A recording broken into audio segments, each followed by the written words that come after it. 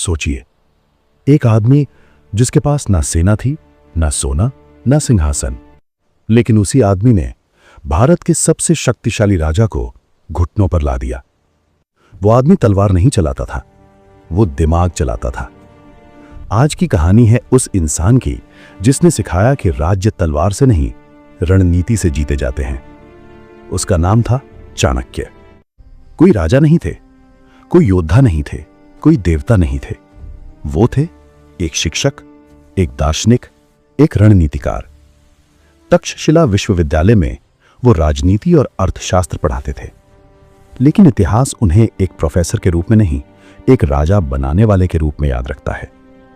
उस समय भारत का सबसे शक्तिशाली राज्य था मगध। राजा था धनानंद। धनानंद के पास असीम धन था, विशाल सेना थी, लेकिन एक चीज की भारी कमी थी, विवेक। चाणक्य एक दिन राज्य सुधार का सुझाव लेकर धनानंद के दरबार में पहुंचे, लेकिन राजा ने उस ब्राह्मण विद्वान को भीड़ के सामने अपमानित किया। कहा जाता है चाणक्य को दरबार से घसीटकर बाहर फेंक दिया गया। अपमान के बाद चाणक्य ने कुछ नहीं कहा। उन्होंने बस अपने जनेऊ को पकड़ा और शपथ ली कि जब तक इस राजा को नष्ट नहीं कर दूं, तब तक जनेऊ नहीं बांधूंगा। यह कोई गुस्से की बात नहीं थी, यह था ठंडा गणना किया हुआ बदला। एक दिन चाणक्य ने एक लड़के को देखा जो मिट्टी के खिलौनों से राजा प्रजा का खेल खेल रहा था। वो लड़का बाकियों से अलग था। वो आदेश देता था, न्याय करता था और फैसले लेता था। उसका नाम था चंद्रगुप्त। गरीब था, अनजान था, लेकिन उसकी आंखों में राजा बनने की क्षमता थी। चाणक्य ने चंद्रगुप्त को शिष्य बनाया। उसे सिखाया राजनीति, युद्ध की रणनीति, जासूसी, अर्थव्यवस्था, जनता को कैसे जीता जाता है। चंद्रगुप्त को तलवार चलाना सिखाया गया, लेकिन उससे पहले दिमाग चलाना सिखाया गया। चाणक्य ने देश भर में जासूस फैलाए। वेश बदलकर साधु, व्यापारी, कलाकार, हर जगह सूचना पहुंची।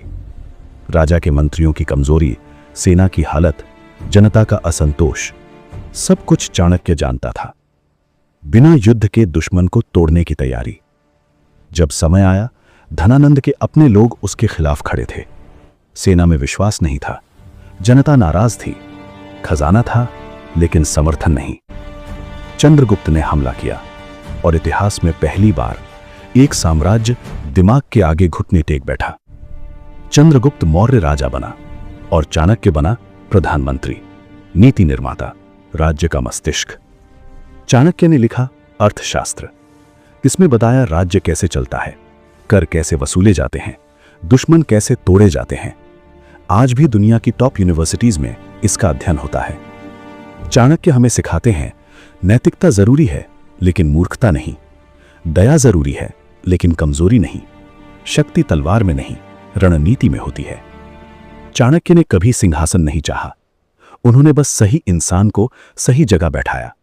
और इसलिए इतिहास ने राजा का नाम याद रखा, लेकिन दिशा देने वाला चाणक्य था। क्योंकि कुछ लोग राज करते हैं और कुछ लोग राजाओं को गढ़ते हैं। अगर आपको हमारी वीडियो पसंद आई हो तो चैनल को सब्सक्राइब करें, वीडियो को लाइक करें और कमेंट जरूर करें। आपका सपोर्ट हमें और ऐसी कहानियां लाने की ताकत देता है।